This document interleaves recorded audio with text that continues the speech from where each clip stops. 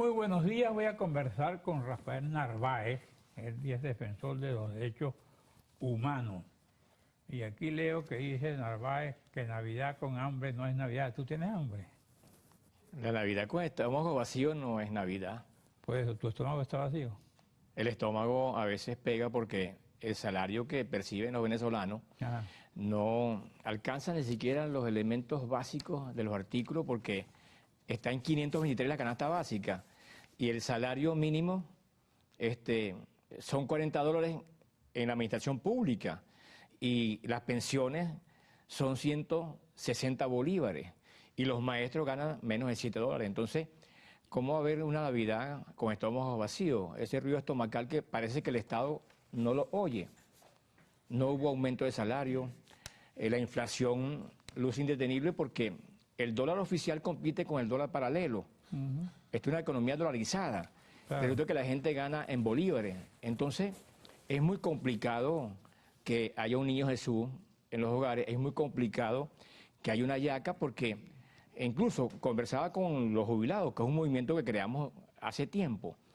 Y me los encontré en un centro comercial de Caracas, al lado del banco. Le dijeron que iban a cobrar 2 meses de aguinaldo y les preguntaba a ellos. 2 meses son 260 bolívares. Entonces, tú decides o comprar una pastilla para la hipertensión o 1 kilo de cambur o medio cartón de huevo. Entonces, creo que no es humano manejar las cosas desde ese punto de vista, sobre todo gente ¿Qué es lo que tú planteas, Narváez? Bueno, primero que el Estado sea más doliente con el ser humano, con políticas económicas para contrarrestar una inflación que está desbordada. ¿Siente que hay recursos en el Estado?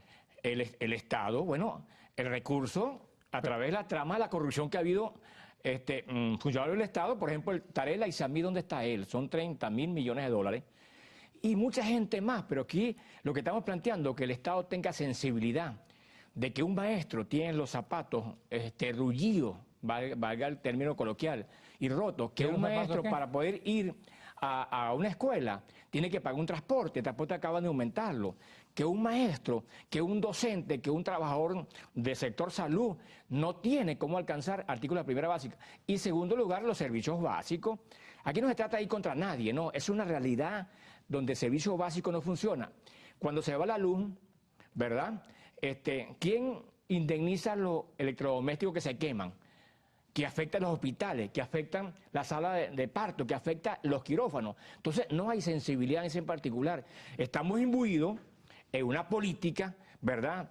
Política, referendo consultivo del Esequibo. El Esequibo es de nosotros. Desde pequeño sé que es de nosotros. ¿Cuánto nos está gastando para el referendo consultivo? Que ha debido darle un bono de contingencia social a los trabajadores. Por supuesto que el Esequibo es nuestro. Y por supuesto que hay que votar por ese equipo, pero caramba, no dividan a la población entre patriotas y realistas. O sea, si tú no vas, ¿verdad? Eres realista. Y si tú vas, eres patriota. Entonces, ¿Tú eres patriota o realista? yo soy venezolano y sé que el equipo es nuestro y hay que votar por la soberanía. Aquí no hay que apostarse en la frontera. Aquí lo que hay que plantear, unos buenos juristas, acudir a la academia jurídica, de ciencias políticas, buscar a los mejores para hacer una buena defensa. ¿Dónde? Donde se dirimen los conflictos judiciales. Y este señor que aparece, ¿cómo se llama? Que es muy conocido, que es jurista, aparece siempre ahí defendiendo. Hernández Carrá, un colega, ¿no?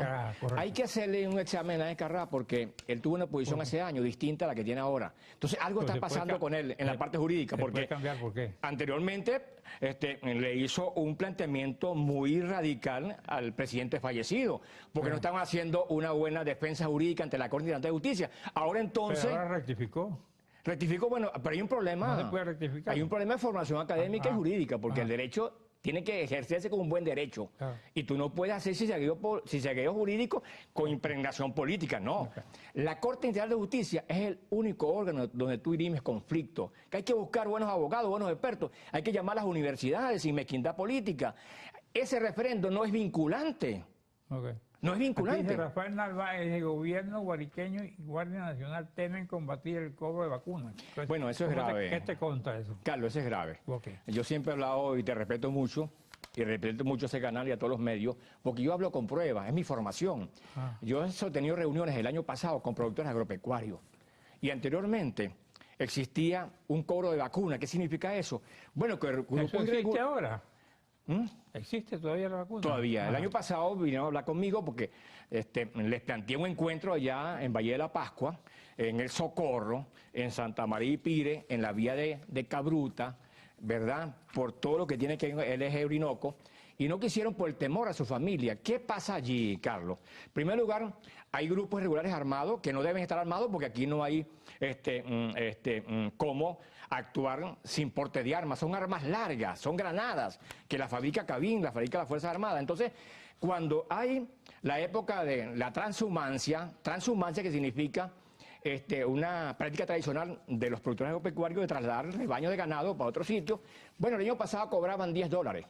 Ahora cobran $20 y se apostan en la finca porque saben cuándo el rebaño va a salir a un sitio de verano, de invierno, a comer pasto, y entonces ya los productores no aguantan y han hablado con todas las instituciones del Estado. Han hablado con la Guardia Nacional, con los cuerpos del Estado, han hablado con la Gobernación Regional, allí. Y lo que estoy planteando, que tanto el comandante de la Guardia Nacional del Estado Guárico y el gobernador nos reunamos. ¿Tú has conversado con ellos? No, le estoy pidiendo la audiencia por este canal, tu canal, que se ve en el Guárico, que nació en el Guárico, para que tengamos una reunión para buscar un mecanismo de inteligencia con tecnología. ¿Qué vas a plantear tú? Voy a plantear en primer lugar que haga una revisión de los componentes militares que funcionan allá. Porque todo el mundo sabe lo que pasa y ellos no actúan. Entonces hay una complicidad allí porque cuando se acercan estos irregulares a la finca... ¿Tú conoces al gobernador? El gobernador tiene origen del Partido del Pueblo en Camaguán. Lo conocí en la época juvenil. Su familia es excelente. Por lo tanto, creo que a él le conviene esta reunión porque si se habla de la Guardia del Pueblo, el pueblo está en Valle de la Pascua, claro. Está atropellado, no tienen gasolina, no tienen cómo trasladar el ganado y la economía ha ido al suelo. Entonces, a él no le conviene que la economía del Guárico se desvanezca. El cobro de vacuna, bueno, hay sistema de inteligencia, hay drones, hay mecanismos. Lo que tiene que hacer el comandante de la Guardia Nacional es revisar el comportamiento de sus efectivos militares, porque tú lo ves en cada esquina con un celular, ves al CONAS igualito, y los productores han hablado con ellos. Y resulta que no hacen caso al planteamiento. Entonces, el llamado es gobernador, paisano, guariqueño, comandante de la Guardia Nacional, que hagamos un esfuerzo. Yo hago un punto de encuentro fuera de color político, para que busquemos la forma como detener ese cobro de vacuna que ya no soporta la población guariqueña. Claro. ¿Cuánto le cobran? El año pasado $10, ahora $20. Y se apostan en la finca cuando hay el traslado del rebaño de ganado y le dicen, bueno, si tú no pagas, yo me quedo aquí y yo conozco dónde viven tus familiares. Eso es grave. Claro. Ahí tenemos que unirnos todos. Y si el gobernador hace un esfuerzo, el comandante de la Guardia, yo convoco una rueda de prensa en Guárico y decirle que usted lo hizo bien. Porque a mí lo que me interesa es que nuestro pueblo, la economía surja, se fortalezca y que en Navidad los productores agropecuarios puedan vivir sanamente con su familia. ¿Qué le va a pedir al Niño Jesús? Al Niño Jesús, vida y salud para ti, tu familia y toda la familia de Televen y toda Venezuela. Es lo que le pido con sinceridad. ¿Qué otra cosa tienes tú que plantear aquí desde el punto de vista de progreso para tu pueblo? Bueno, que no está haciendo el gobernador o que está haciendo el gobernador bien o mal? Nos ha perjudicado mucho en el Guárico el ambiente político. Los guariqueños somos todos, tanto la gente del PSV como la gente de oposición, somos hermanos. En el Guárico siempre ha habido una hermandad.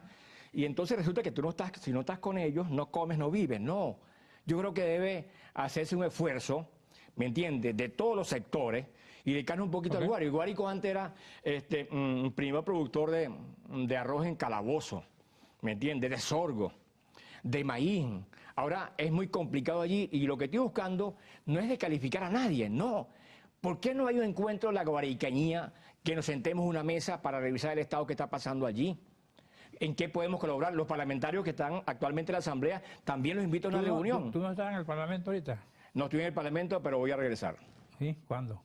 Cuando haya elecciones del Parlamento. Yo creo que el Parlamento es una institución importante de control a la administración pública. ¿Tú perteneces a un partido político? ¿Ah? ¿Tú perteneces a un partido político? Yo nací en Acción Democrática. Por eso. Pero nunca mezclo lo que es los derechos humanos con política, porque si lo mezclo ya no tengo credibilidad.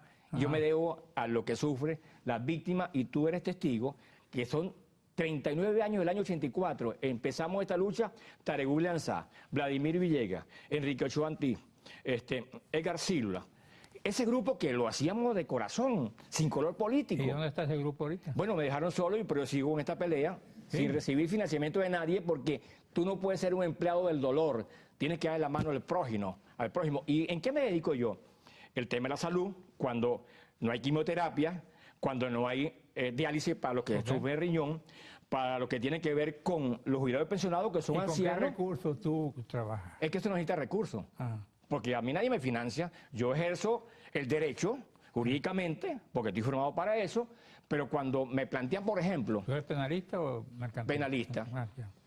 Pero cuando me plantean, por ejemplo, como ayer, la mamá de John Álvarez, un muchacho de la Universidad Central de Venezuela, porque esa es mi comunidad universitaria, donde me gradué, donde di clase, y sufre de tortura, el Ministerio Público reconoció eso y todavía no hay posibilidades de investigación. Cuando me plantean, por ejemplo, el caso de los presos políticos, yo hablo, bueno, ¿y por qué tanto retardo procesal? ¿Por qué las audiencias la suspenden tranquilamente? El esfuerzo de la defensa privada va a la audiencia y la suspenden. Cuando a mí me dicen, Narváez, los jubilados no tienen cómo comer y a veces se marean en las colas, yo tengo que estar allí. ¿Qué piensas tú de tu partido en este momento? De Acción Democrática. Tiene que hacer un esfuerzo para conectarse. ¿Está bien dirigido? Actualmente sí. Sí. Ahí tenemos Antes no. No, siempre ha sido... Recuerda que los partidos con mucha historia, 70, 80 años, siempre hay desgaste, siempre hay situaciones que tienen que enderezarse en tuerto y por lo tanto debe oxigenarse con una política que vaya dirigida... ¿A ti te gustaría competir por la gobernación del Guárico? Primero, no tengo dinero para eso, ¿me entiendes?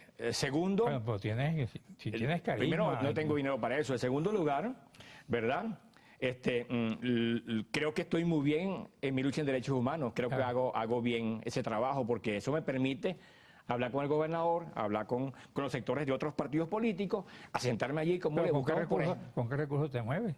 ¿Cómo dice? ¿Tienes ingresos propios? El ejercicio que yo tengo, ¿me entiendes? Porque para tú oír el planteamiento de una persona que ha sido vulnerada a su derecho humano por el Estado, no necesitas mucho dinero. Claro. Tú con un café lo oyes. Y con tu credibilidad y formación, a través de ustedes que me dan cabida en estos medios tan importantes, tú eres una voz para que el Estado responda. Lo que tienes que mantener un activista de derechos humanos, primero es ser buen ciudadano, no tener rabo de paja. Y por supuesto... No arrimarse a la candela. Así es. Ok, un mensaje al final. Bueno, en primer lugar a nuestro país, que en el caso del referendo consultivo del Esequibo, es una reafirmación de la soberanía, ¿verdad? Pero el Estado está en la obligación de hablarle claro al país de lo bueno y lo malo que se ha hecho en la parte jurídica en la Corte Internacional de Justicia.